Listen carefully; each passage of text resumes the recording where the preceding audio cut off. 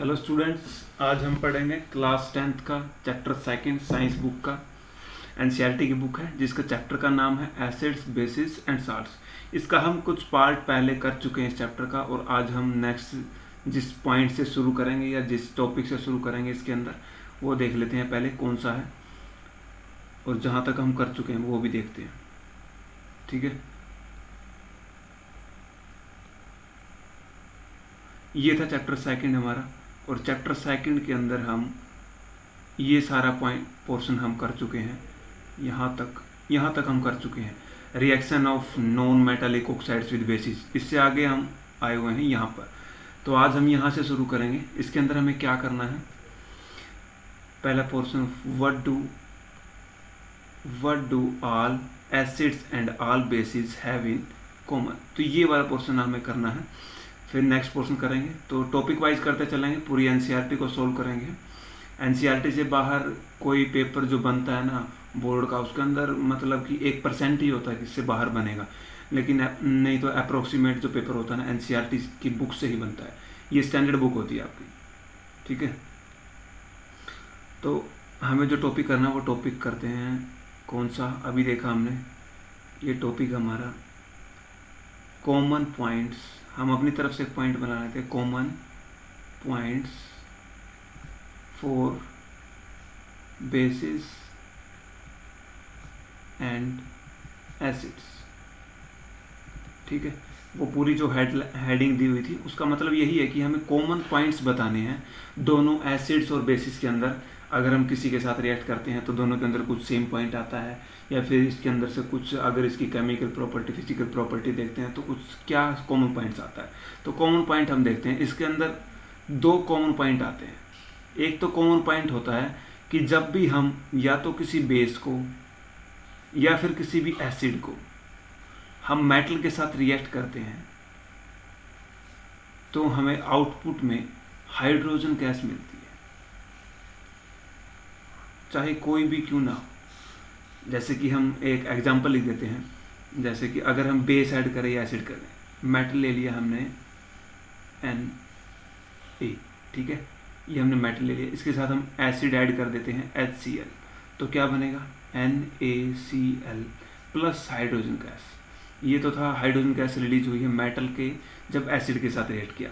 अब हम किसी मेटल को रिएक्ट कर देते हैं बेस के साथ, ये कर देते हैं हम NaOH, तो क्या बनेगा यहाँ पे, एक तो बनेगा सोडियम जिंकेट Na2ZnO2। ये मैं ये रिएक्शन पहले करवा चुका हूँ आपको, जो पिछली वाली वीडियो बनाई है उसके अंदर है, प्लीज़ वो जाके देखें, तभी आपको समझ में आएंगी कि ये जिंकेट भी कैसे बनता है। ये भी बनाना मैंने सिखाया था कि कैसे बनता है, वैलेंसी चेक करते हैं पहले तब बनता है, प्लस हाइड्रोजन गैस रिलीज।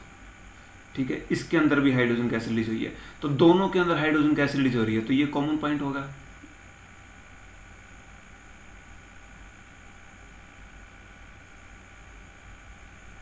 ये सही से लिख देते हैं, ये हमारा कॉमन पॉइंट है।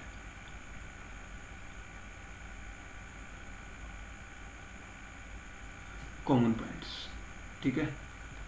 एक और कॉमन पॉइंट आएगा हमारा, ये तो था कि अगर एसिड और बेस को मेटल के साथ रिएक्ट करते हैं तो आती है हाइड्रोजन गैस, ये कॉमन पॉइंट था एक। दूसरा कॉमन पॉइंट है, या तो हमारे पास कोई एसिड हो या फिर कोई बेस हो, दोनों के दोनों इलेक्ट्रिसिटी कंडक्ट करते हैं।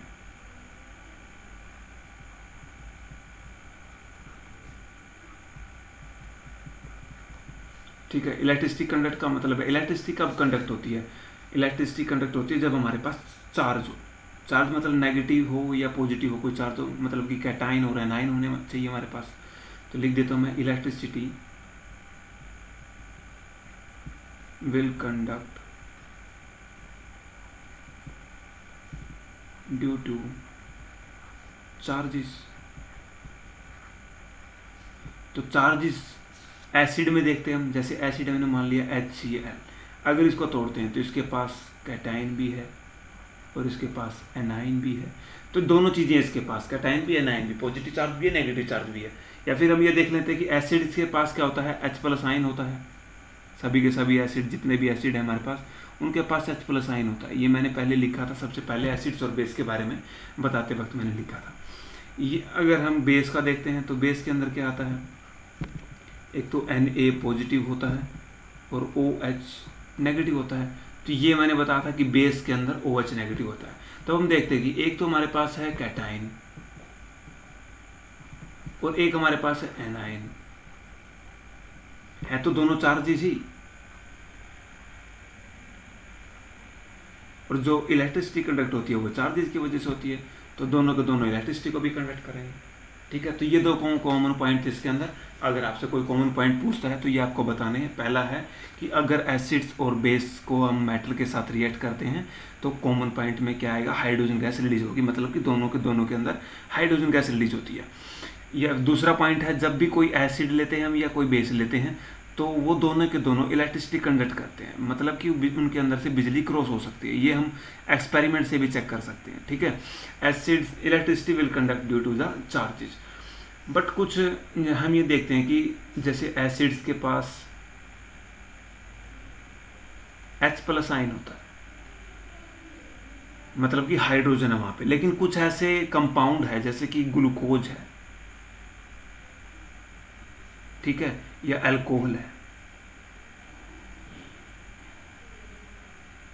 ठीक है, ये दोनों इलेक्ट्रिसिटी को कंडक्ट नहीं करते। क्यों नहीं करते, ना ये एसिड का काम करते, don't act as an acid.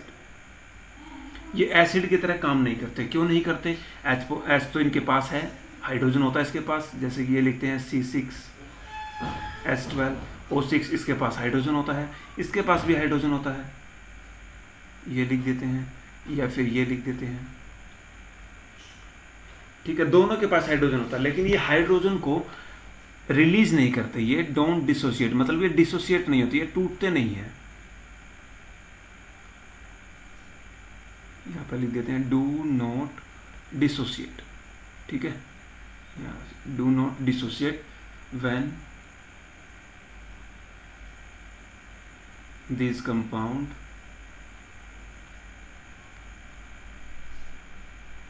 Diluted, ये डाइल्यूट लिखते हैं। जब भी हम इन कंपाउंड को डाइल्यूट करते हैं तो ये आयंस के अंदर डिसोसिएट नहीं होते। तो किसी भी एसिड या बेस को अपनी प्रॉपर्टी शो करने के लिए क्या होना पड़ता है, उसको डिसोसिएट होना पड़ता है, मतलब कि उसको टूटना पड़ता है। ये हम वीक एसिड और स्ट्रॉन्ग एसिड बताएंगे ना, आपको वहां पर भी बताएंगे। तो इसके अंदर एक, ये आपके बुक के अंदर दिया हुआ है, नोट के अंदर वो जो एक्टिविटी है ना, एक्टिविटी के अंदर दिया हुआ, वहां से मैं बता रहा हूँ कि आपको ये दिया हुआ है, यहाँ से क्या ये दिया हुआ है, यहाँ से ये ग्लूकोज एंड अल्कोहल सॉल्यूशंस, इनका हमने एक्सपेरिमेंट किया तो इनके अंदर ऑब्जर्व किया कि इलेक्ट्रिसिटी कंडक्ट नहीं हुई। क्यों नहीं हुई, तो ये रीजन है इसका कि ये दोनों है ना, ये आयंस के अंदर डिसोसिएट नहीं होते। तो ये मैंने लिखा हुआ है यहाँ पे, ये दोनों के दोनों आयंस के अंदर डिसोसिएट नहीं होते। अगर डिसोसिएट नहीं होंगे, मतलब कि आयन के अंदर नहीं टूटेंगे, तो वहाँ पर चार्ज नहीं होंगे, और चार्ज नहीं होंगे तो इलेक्ट्रिसिटी कंडक्ट नहीं होगी। तो यही इसका रीजन था। ये आपसे पेपर में पूछा जा सकता है, एक्टिविटी के क्वेश्चन बहुत ज़्यादा पूछे जाते हैं CBSE के अंदर तो खासकर, और स्टेट बोर्ड है तो स्टेट बोर्ड के अंदर भी कभी कभार पूछ लिए जाते हैं। ग्लूकोज के बारे में, अल्कोहल के बारे में पूछ लिया जाता है। ये इंपॉर्टेंट क्वेश्चन में ही आता है, क्योंकि ये एक्टिविटी वाला क्वेश्चन कौन पढ़ता है, कोई नहीं पढ़ता है। एक्टिविटी नहीं पढ़ता है तो इसका नुकसान हो जाता है। ये पूछे जाते हैं पेपर के अंदर, ये लिख देता हूँ मैं यहाँ पे, इम्पोर्टेंट। ये इंपॉर्टेंट पॉइंट्स हैं, मतलब कि अल्कोहल और ग्लूकोज दोनों के दोनों ये इलेक्ट्रिसिटी कंडक्ट नहीं करते, मतलब कि इनके अंदर बल्ब अगर हम ग्लो कराना चाहेंगे ना सॉल्यूशन डाल के, तो नहीं होगा। क्यों नहीं होगा, कि आयन के अंदर डिसोसिएट नहीं होते। तो आगे नेक्स्ट पॉइंट पे आते हैं। नेक्स्ट पॉइंट क्या है वो देख लेते हैं हम, बुक का क्या टॉपिक हमें करना है नेक्स्ट। ये सारे यही दिया हुआ है कि यहाँ से ये दिया हुआ है ग्लोइंग, यहाँ पर ग्लूकोज है, अल्कोहल है, सॉल्यूशन ये डू नॉट कंडक्ट इलेक्ट्रिसिटी, ये इलेक्ट्रिसिटी कंडक्ट नहीं करते। क्यों नहीं करते, ये रीजन मैंने बताया, क्योंकि ये आयंस के अंदर आसानी से नहीं टूटते हैं। और ये बताया गया कि एसिड्स के पास H+ आयन होते हैं, H+ आयन होने की वजह से वहाँ पर कैटाइन होते हैं, कैटाइन होने की वजह से इलेक्ट्रिसिटी कंडक्ट होती है। ये कॉमन पॉइंट मैंने लिख दिया आपके। नेक्स्ट पॉइंट पे आते हैं। नेक्स्ट पॉइंट क्या है, what happens to an acid and base in water solution, जब भी हम किसी एसिड और बेस को वाटर के अंदर डालते हैं तो क्या होता है। तो अब ये करना हमें, करते हैं सोल्व। आज का दूसरा पॉइंट ये है हमारा कि when acid and bases reacts with water, ठीक है। तो अगर ये रिएक्ट होते हैं तो क्या बनता है, हमें यही देखना है।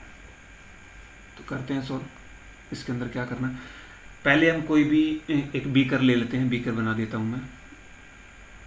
यहाँ से एक इम्पोर्टेंट क्वेश्चन बनेगा, वो जो आपसे पूछा जाता है पेपर के अंदर। एक बीकर बना लेते हैं ये, ठीक है। एक यहाँ पे बना लेते हैं, बीकर मतलब कोई बर्तन है, उसके अंदर हम, अगर हम यहाँ पे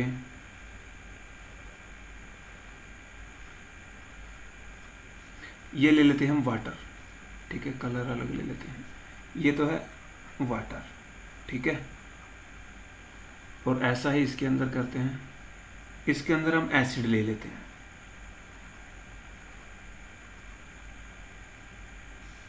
ये एसिड के लिए पॉइंट कर रहे हो, फॉर एसिड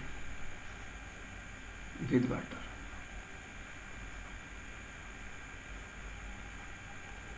कि मतलब एसिड को वाटर के साथ कैसे ऐड करते हैं, ये क्वेश्चन आता है हमारे पास।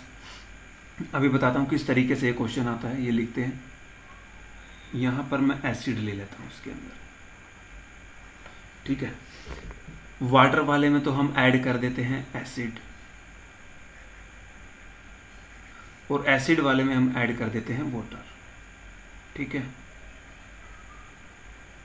तो हमें यही बताना है कि ये क्वेश्चन इस टाइप से आता है कि वाटर के अंदर एसिड ऐड करते हैं या फिर एसिड के अंदर वाटर ऐड करते हैं, कौन सा सही होता है और कौन सा गलत होता है, और गलत होता है तो क्यों होता है। तो इसका रीज़न मैं लिख देता हूँ कि कौन सा सही होता है और कौन सा गलत होता है। ये वाला जो एसिड हम ऐड करते हैं वाटर के अंदर, ये वाला सही होता है और ये गलत होता है। क्यों होता है ये बताते हैं। जब हम व्हेन एसिड एडिड, एसिड नहीं वाटर वाला बताते पहले, वाटर का केस करते हैं। When water added into acid, तो क्या होगा। एसिड क्या आपने पता है, एसिड होता है खतरनाक। खतरनाक मैंने पहले बताया था इसको, जब पीएच पेपर डालते हैं ना तो उसका कलर कैसा हो जाता है, रेड कलर का हो जाता है। एसिड अटैक भी सुना होगा आपने, एसिड को अगर हाथ पर डल जाए तो हाथ जल जाता है। तो एसिड बहुत खतरनाक होता है। तो एसिड को अगर हम एसिड हमने ज़्यादा अमाउंट में ले लिया, एसिड के साथ अगर हम वाटर ऐड करते हैं, एसिड के अंदर हम ऐड करते हैं वाटर, ठीक है। तो क्या होगा, ये एनर्जी बाहर, ये एक्जोथर्मिक रिएक्शन होगी, बहुत हाईली एक्जोथर्मिक।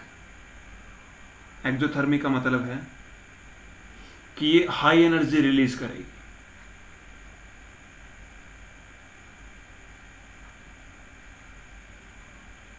और जब हाई एनर्जी रिलीज होगी, जो इस एक्सपेरिमेंट को कर रहा होगा उसके ऊपर ये एनर्जी बाहर आके गिर सकती है।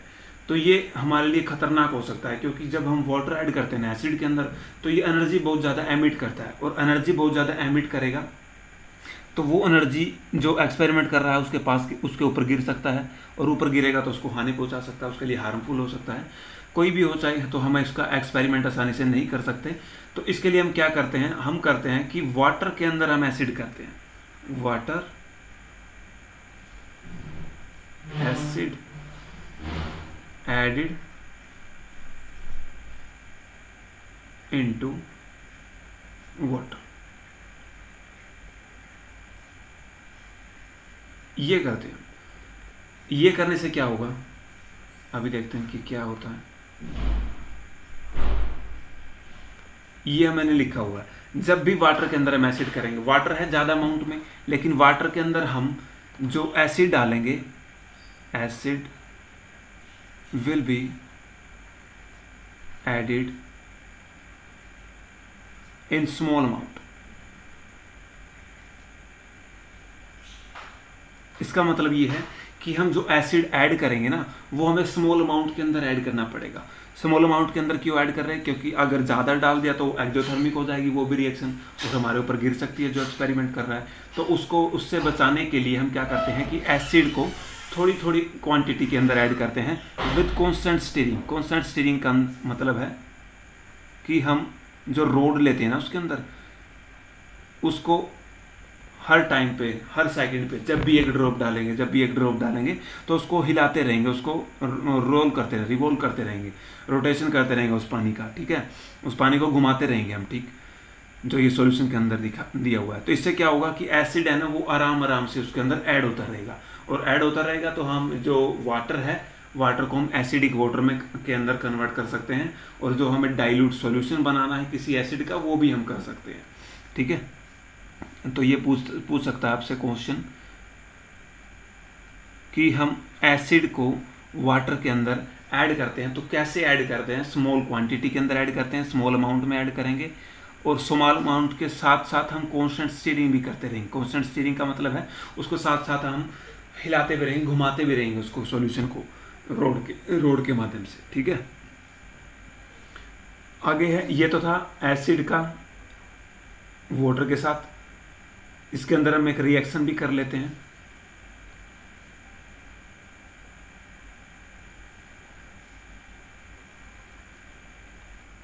ठीक है, इसकी जो रिएक्शन करते हैं वो रिएक्शन वो रिएक्शन बहुत इंपॉर्टेंट है।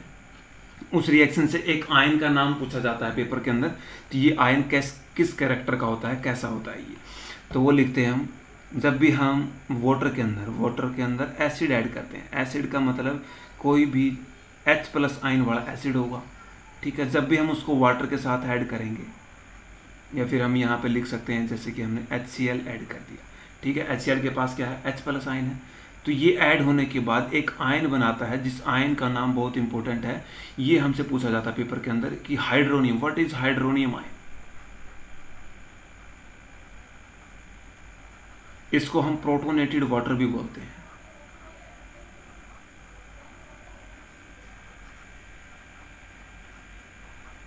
ये क्यों बोलते हैं? प्रोटॉन के ऊपर चार्ज कैसा होता है? पॉजिटिव, और ये इसके ऊपर कौन सा चार्ज है? पॉजिटिव। तो इसलिए हम इस वाटर को प्रोटोनेटेड वाटर बोलते हैं। और इसका कैरेक्टर कैसा होता है?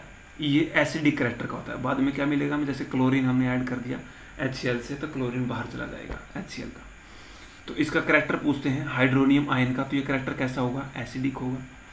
तो ये कैरेक्टर भी पूछा जा सकता है, इसका नाम भी पूछा जा सकता है, और इसको और किस नाम से हम जानते हैं ये भी पूछा जा सकता है, ठीक है। आगे हम रिएक्शन करते हैं when base react with water. तो ये वाला करते हैं।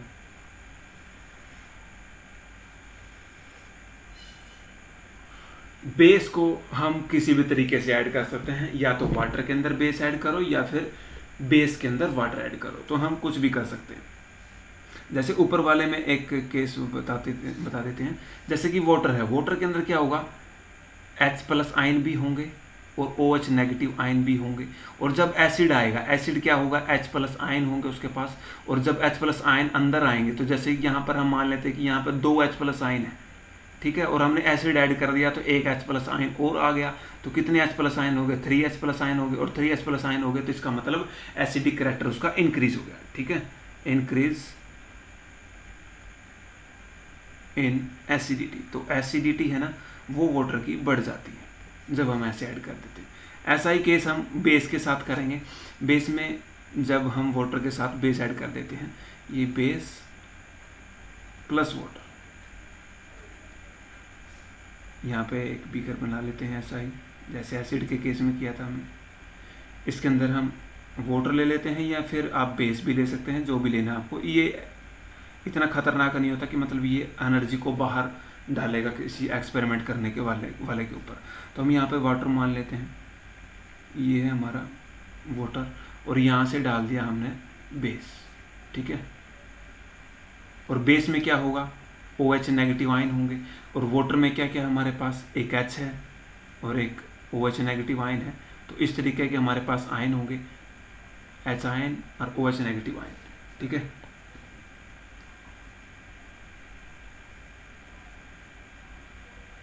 ये कोई और कलर ले लेते हैं यार। ये हमारा H+ आयन है और ये OH नेगेटिव आयन है, OH नेगेटिव आयन। तो हम देखते हैं कि जब बेस को ऐड करेंगे तो ये OH नेगेटिव आयन, जैसे कि हम मान लेते हैं कि सॉल्यूशन के अंदर 2OH नेगेटिव आयन है, मतलब कि 2 वाटर के मॉलिक्यूल मान लेते हैं। तो अगर बेस ऐड करेंगे तो एक और OH नेगेटिव आयन आ जाएगा, और OH नेगेटिव आयन आएगा तो OH नेगेटिव आयन कितने हो जाएंगे हमारे पास, 3 हो जाएंगे, और 3 हो जाएंगे तो बेसिक कैरेक्टर इंक्रीज होगा। तो यही पूछा जा सकता है, जब हम बेस के अंदर ऐड करते हैं तो उसकी बेसिसिटी इंक्रीज होती है या फिर डिक्रीज होती है। तो बेसिक कैरेक्टर इसका इंक्रीज होगा, बेसिक कैरेक्टर इंक्रीज। ठीक है, तो बेसिक कैरेक्टर हमारा इंक्रीज हो जाएगा। तो इसके अंदर कोई रिएक्शन ले लेते हैं हम, जैसे कि हमने NaOH ऐड कर दिया, ठीक है, या फिर KOH ऐड कर दिया, कोई भी ऐड कर सकते हो आप। ये हमने वाटर के साथ ऐड कर दिया, यहाँ पे नेगेटिव नहीं है, नेगेटिव तब बनता है जब हम इसको रिमूव कर देते हैं, अलग अलग कर देते हैं दोनों को, तब बनता है। तो यहाँ से क्या बनेगा, H2O, water as it is, लेकिन वाटर के अंदर OH नेगेटिव आयन इंक्रीज हो जाएंगे, और Na हमारा जो मेटल है वो अलग हो जाएगा। तो वाटर के अंदर, ये वाटर था हमारा, वाटर के अंदर क्या होगा, OH नेगेटिव आयन इंक्रीज हो जाएंगे। तो इसका कैरेक्टर क्या होगा, ये बेसिक वाटर बन जाएगा, बेसिक तरीके का। KOH ऐड करते हैं तो ऐसा ही उसके अंदर होगा, ये वाटर के अंदर हम ऐड करेंगे, वाटर में कौन सा आयन ऐड हो जाएगा, OH नेगेटिव आयन ऐड हो जाएगा। तो ये वाटर का कैरेक्टर कैसा कर देगा, ये भी बेसिक कर देगा, और K पॉजिटिव अलग से रिमूव हो जाएगा। तो मेटल बाहर चले जाएंगे या फिर अलग हो जाएंगे इससे, और जो OH नेगेटिव आयन है वो वाटर के साथ मिल जाएगा और उसका कैरेक्टर को चेंज कर देगा। ये इसके pH वैल्यू को इंक्रीज कर देगा। pH वैल्यू के बारे में भी पढ़ेंगे, इससे आगे वाला टॉपिक है ना जो, वो pH वैल्यू के बारे में ही है हमारा। ठीक है, तो ये हमारा केस था एसिड और बेस को कैसे ऐड करते हैं। इससे आगे वाले टॉपिक पे आते हैं, अगले बारे में हमें क्या करना है। ये तो हम कर चुके हैं, क्या किया हमने, जैसे कि ये NaOH वाटर के साथ ऐड किया, Na अलग, OH negative ion, H positive ion, H3O positive negative, H3O positive ion, ये हाइड्रोनियम आयन होता है। हाइड्रोनियम आयन को ही हम प्रोटोनेटेड वाटर बोलते हैं। और HCl ये वाला भी हमने कर लिया। तो कोई भी आप रिएक्शन लिख सकते हैं, आपकी मर्जी है, ये नहीं है कि यही निकली है। ठीक है, यहाँ से और करेक्टर, ये हमारा एक पॉइंट और बचा हुआ है, ये बता देता हूँ मैं क्या लिखना है, कि जो भी वाटर का नेचर होगा वो हम किस तरीके से बताएंगे कि वो एसिडिक होगा या बेसिक होगा। नेचर ऑफ सॉल्यूशन किस तरीके से बता सकते हैं हम, बाय द कंसंट्रेशन। उसके अंदर हम कंसंट्रेशन चेक करेंगे, किसकी, या तो H+ आयन की चेक करेंगे, या फिर OH नेगेटिव आयन की चेक करेंगे, या फिर H+ की जगह पे अगर वाटर ऐड किया हमने तो H3O पॉजिटिव भी हो सकता है, और बेसिसिटी के लिए उसका OH नेगेटिव आयन हो सकता है, फॉर वाटर, ये वाटर के लिए। और ये किसी भी सॉल्यूशन के अंदर हो सकता है, क्योंकि H पॉजिटिव आयन तो किसी के अंदर भी ऐड हो सकते हैं, OH नेगेटिव आयन, लेकिन H3O पॉजिटिव ये सिर्फ वाटर के साथ ही होता है। वाटर का नेचर कैसा हुआ, एसिडिक हुआ या बेसिक हुआ। तो हम इसके अंदर कंसंट्रेशन चेक करते हैं। कंसंट्रेशन चेक करने का मतलब क्या है, कि जैसे कि हम मान लेते हैं कि हमारे पास 100 मॉलिक्यूल हैं, ठीक है, पूरे के 100 मॉलिक्यूल हैं, जो भी सॉल्यूशन हमारे पास, उसके अंदर 100 में से 70 तो है हमारे पास H पॉजिटिव के, और 30 है हमारे पास OH नेगेटिव के। तो क्या होगा, 70 वाला जो H पॉजिटिव है ये ज़्यादा है, ये ज़्यादा होने की वजह से जो नेचर होगा पूरे के पूरे सॉल्यूशन का हमारा, वो एसिडिक हो जाएगा। तो कंसंट्रेशन हम ऐसे चेक करते हैं, H पॉजिटिव आयन कितना है इसके अंदर, कितनी परसेंटेज है, उससे निकालते हैं, या बेसिसिटी के अंदर निकालते हैं कि उसकी कंसंट्रेशन कितनी है। तो कंसंट्रेशन चेक करते हैं हम उसके अंदर। आगे वाला टॉपिक देख लेते हैं क्या है।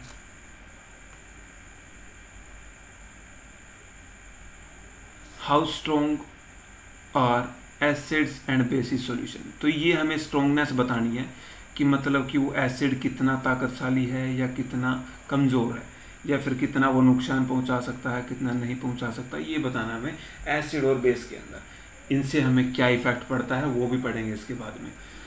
तो इससे पहले हमें ये पता होना चाहिए कि पीएच पेपर क्या होता है या पीएच लेवल क्या होता है, पीएच स्केल क्या होता है।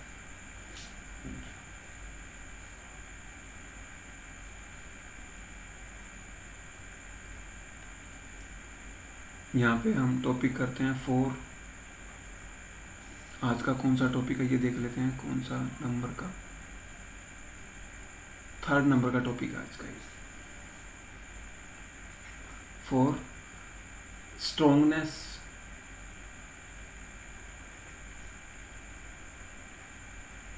Of acid and base. ठीक है, तो एसिड और बेस की स्ट्रोंगनेस को हम किस चीज़ से बताएंगे, इसके लिए हमें पता होना चाहिए पीएच स्केल क्या होता है। ठीक है, इससे पीएच स्केल क्या होता है, इसकी फुल फॉर्म क्या होती है ये बताते हैं। ये होता है पोटेंशियल ऑफ हाइड्रोजन या फिर पावर ऑफ हाइड्रोजन भी हो सकता है।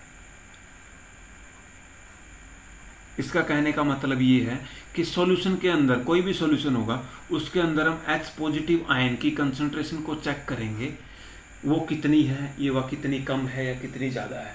तो उससे हम ये बता सकते हैं कि वो जो सॉल्यूशन होगा उसकी पावर मतलब उसकी एसिडिटी कितनी होगी, उसकी बेसिसिटी कितनी होगी, तो वो बता सकते हैं हम।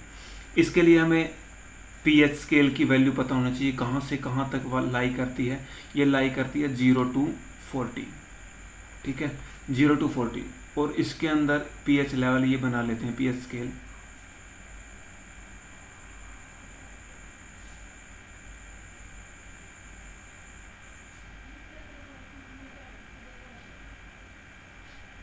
पीएच स्केल के अंदर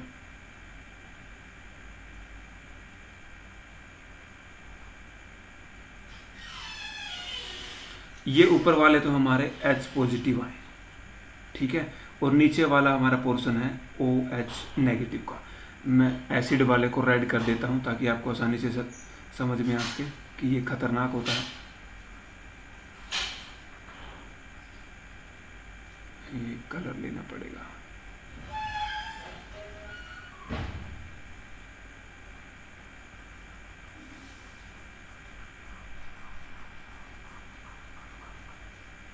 ये सारा रिमूव हो गया, चलो ऐसे लिख लेते हैं, ये रिमूव हो जाएगा सारा का सारा, वरना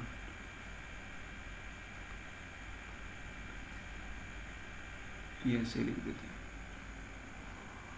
जो हमारे पास पहले था। इसके अंदर ऐसा लिखा था मैंने। ठीक है, ये तो हमारे एस पॉजिटिव आए, मतलब कि ये एसिड है। ठीक है, ये एसिड होंगे, एसिड का करैक्टर शो करेगा, और ये बेस का करैक्टर शो करेगा। ठीक है, एसिड कहाँ तक होंगे ये भी बताना है। ये एसिड पूरा एसिड नहीं होता, सॉरी, ये पूरा एसिड नहीं होता, ये पूरा एसिड नहीं होता, नहीं होता, ये पूरा एसिड नहीं होता है, ये पूरा बेस नहीं होता। ये तो ये बताता है कि H प्लस आयन की कंसंट्रेशन कितनी है और OH नेगेटिव आयन की कंसंट्रेशन कितनी है। एसिड और बेस हम कैसे बताएंगे, इसके लिए हम पॉइंट लिख लेते हैं।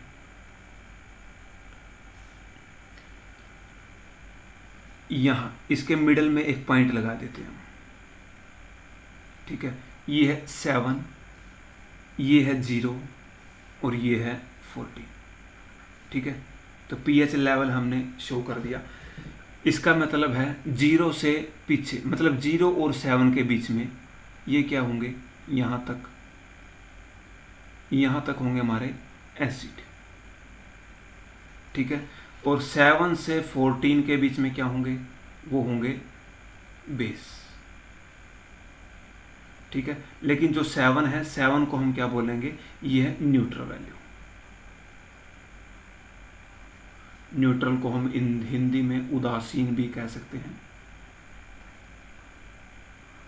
मतलब कि ये ना तो एसिडिक होगा ना ये बेसिक होगा, दोनों के बीच में लाई करेगा। यहाँ से क्वेश्चन बन सकता है कि ये पीएच पेपर से ही, ये पीएच स्केल जो दिया हुआ है, कि एसिड के अंदर ही H पॉजिटिव आयन होते हैं या फिर बेस के अंदर भी हो सकते हैं। H पॉजिटिव आयन एसिड के अंदर होते हैं या बेस के अंदर होते हैं। अगर होते हैं तो किसके अंदर ज़्यादा होते हैं और किसके अंदर कम होते हैं। तो हम यहाँ पीएच पेपर से देख सकते हैं H पॉजिटिव आयन है ना, सिर्फ एसिड में नहीं है, बेस के अंदर भी है। बेस की जो 14 वैल्यू है ना यहाँ पर भी है, लेकिन है कम अमाउंट में। तो एसिड के अंदर तो H पॉजिटिव आयन की जो कंसंट्रेशन होगी है, ये H पॉजिटिव आयन इसमें हाइयर होगी और इसमें लोअर होगी। H पॉजिटिव आयन तो दोनों के अंदर है, लेकिन जिसके अंदर ज़्यादा होंगे H पॉजिटिव आयन वो एसिड होगा, और जिसके अंदर कम कंसंट्रेशन में होंगे वो बेस होगा। ठीक है, OH नेगेटिव आयन से भी ऐसा ही बता सकते हैं हम। अगर ये पूछ ले कि एसिड के अंदर OH नेगेटिव आयन होंगे लेकिन कम अमाउंट में होंगे, और बेस के अंदर OH नेगेटिव किस कंसंट्रेशन में होंगे, वो ज़्यादा कंसंट्रेशन में होंगे। ये OH नेगेटिव आयन का भी लिख देते हैं हम। OH नेगेटिव आयन एसिड के अंदर होंगे लोअर, मतलब कि इसकी कंसंट्रेशन कम होगी, लेकिन बेस के अंदर इसकी कंसंट्रेशन ज़्यादा होगी।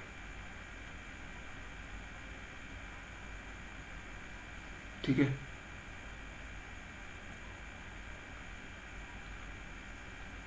आगे चलते हैं। अब कुछ एसिड्स के बारे में बताना होगा, ये देख लेते हैं हम क्या बताना हमें। ये कुछ एसिड्स हमारे, ये टेबल हमें फिल करनी है कि इसकी वैल्यू कितनी होगी। ये सिलेक्ट कर लेते हैं, कॉपी,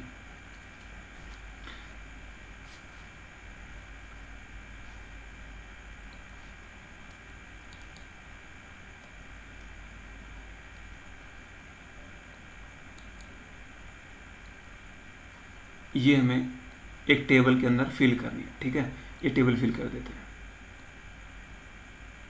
क्या क्या करना है इसके अंदर, ये हमें पीएच की वैल्यू बतानी है कि किस किस के अंदर लाई करेगी। ये आपको सारे के सारे याद करने की ज़रूरत नहीं है, कुछ आप याद कर सकते हैं।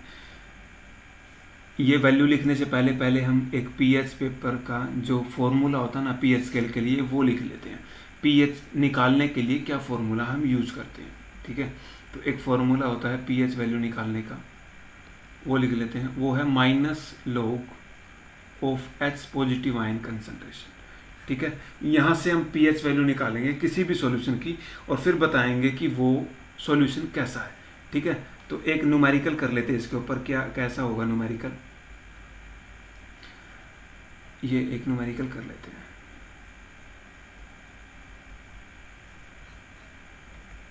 ये आपकी बुक के अंदर नहीं दिया हुआ, लेकिन आपसे पूछा जा सकता है, या फिर आप आगे कोई एग्ज़ाम देंगे 10th के बेस पे, या 10th का जैसे आकाश वाला कोई टेस्ट होता है वो भी देते हैं आप, एंथे वाला, उसके अंदर भी ये क्वेश्चन पूछा जा सकता है, या आगे भी आप पढ़ोगे उसके अंदर यूज किया जा सकता है। What is the pH value, या what is the nature of solution of H positive ion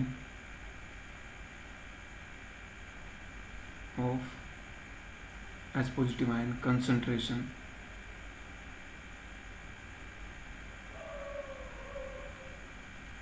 H positive ion की कंसंट्रेशन लिख लेते हैं हम।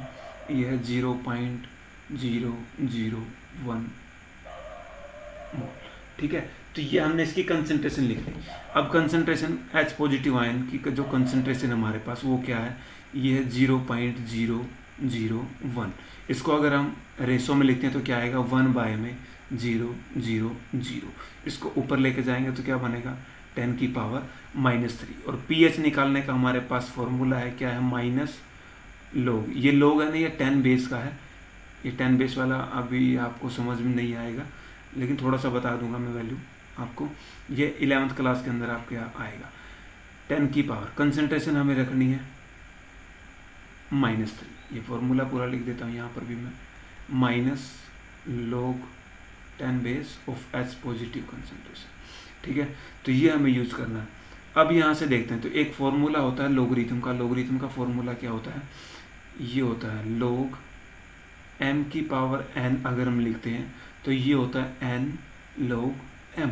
तो इक्वेशन फर्स्ट के अंदर हम क्या करेंगे, ये वाला फॉर्मूला पुट कर देंगे, -log, ये बेस को छोड़ो, बेस को ऐसे ही रहने दो, m की पावर n है, तो ये n क्या होगा, ये आगे आ जाएगा -3, ये आगे आ जाएगा, और यहाँ पे क्या बचेगा 10 बच जाएगा।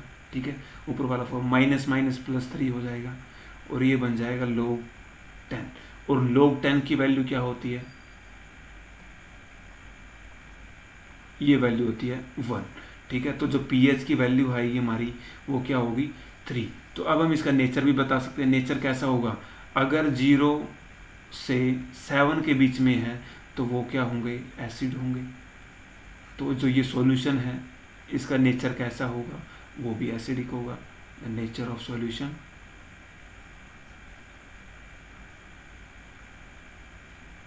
Is acidic. तो ऐसे ही आप कुछ भी बता सकते हैं। अगर आपको कोई न्यूमेरिकल दिया हो, H पॉजिटिव आयन की कंसंट्रेशन दी हो, तो आप उससे निकाल सकते हैं आसानी से pH वैल्यू और उस सॉल्यूशन का नेचर भी बता सकते हो आप। ठीक है, आगे हम ये टेबल फिल करते हैं। आज इतना ही करेंगे, इससे आगे फिर ये वीडियो बहुत लंबी हो जाएगी, इसलिए यहाँ तक इस टेबल को फिल करते हैं। इसके अंदर हमें पहले तो हम pH वैल्यू लिखते हैं। अगर pH वैल्यू आपको पता होगी तो आप कोई भी नेचर इसका सब्सटेंस का बता सकेंगे। कलर का, pH पेपर का कलर भी बता सकेंगे। यहाँ पर कलर दिया हुआ, ये कलर भी आप लिख सकते हैं। तो मैं आपको pH वैल्यू बताता हूँ, वो सारे जो पॉइंट होंगे ना वो आप खुद कर सकते हैं। वो बिल्कुल ईजी होंगे क्योंकि नीचे pH पेपर दिया हुआ हमें, ये pH स्केल हमें दिया हुआ है। यहाँ से आप कलर भी सिलेक्ट कर सकते हो और नेचर भी बता सकते हैं। नेचर के लिए हमें देखना होगा 0 से 7 के बीच में है तो एसिड है, वरना बेस होगा। ठीक है, तो हम यहाँ से लिखते हैं सलाइवा। सलाइवा मतलब जो राल होती है हमारी ना माउथ के अंदर, उसका pH वैल्यू क्या होता है बिफोर मील, मतलब खाना खाने से पहले क्या होता है। खाना खाने से पहले उसकी जो pH वैल्यू होती है वो थोड़ा सा बेसिक के टाइप की होती है। लेकिन खाना खाने के बाद क्या होता है, जब हम खाना खाते हैं तो उसके अंदर कुछ एसिडिक चीज़ें होती हैं जो हम खाते हैं, तो उसकी वजह से या फिर जो एंजाइम्स होते हैं हमारी बॉडी के अंदर या सलाइवा के अंदर जो एंजाइम होते हैं सैलिवरी माइलेज, वो उसको एसिडिक के अंदर कन्वर्ट कर देते हैं। तो जो pH वैल्यू होती है ना वो अप्रोक्सीमेट 6.0 हो जाती है, मतलब कि 6 हो जाती है। लेमन जूस, लेमन जूस मतलब नींबू को देखा होगा आपने, नींबू कैसा होता है, खट्टा होता है। नींबू की pH वैल्यू 2.2 होती है। ठीक है, कलरलेस एरेटेड ड्रिंक, ये ड्रिंक होते हैं मतलब कि सोडा वगैरह, वो उसका pH वैल्यू क्या होता है, तो ये उसका pH वैल्यू लिखते हैं हम, ये होता है 6। ये भी अप्रोक्सीमेटली जब सलाइवा का होता है ना आफ्टर मील उसके इक्वल होता है। कैरेट जूस, कैरेट जूस मतलब कैरेट के अंदर भी ये एसिड होता है और उस एसिड की वैल्यू होती है, लेकिन एसिड वीक होता है, उसकी वैल्यू होती है 6, उसकी भी अप्रोक्सीमेटली 6 होती है। कॉफ़ी, कॉफ़ी की क्या होती है, कॉफ़ी की वैल्यू होती है 5, ये भी एसिडिक कैरेक्टर का होता है। ठीक है, टोमेटो जूस, जूस भी खट्टा हो, टोमेटो भी तो खट्टा होता है, तो टोमेटो का क्या लिखेंगे हम, टोमेटो के लिए हमारा pH वैल्यू होता है 4, ये कॉफ़ी से थोड़ा ज़्यादा खट्टा होता है। टैप वाटर, टैप वाटर का हम जो पानी पीते हैं वो अप्रोक्सीमेट इक्वल टू 7 होता है, लेकिन अगर यहाँ से हम देखें जो हमें दिया हुआ है प्योर वाटर 7.4, तो अगर आपको कुछ याद ना रहे तो आप 7 भी लिख सकते हैं और 7.4 भी लिख सकते हैं। इन दोनों के बीच में जो भी वैल्यू आपको याद आए तो आप लिख सकते हैं। ये थोड़ा सा न्यूट्रल के टाइप का ही होता है, थोड़ा सा बेसिक की तरफ जा सकता है बस। 1 m NaOH, 1 मोल NaOH, NaOH मतलब सोडियम हाइड्रोक्साइड, और ये वैल्यू हमारे पास लिखी हुई है। सोडियम हाइड्रोक्साइड सबसे ज़्यादा बेसिक होता है, तो इसकी pH वैल्यू कितनी होगी, 14 होगी।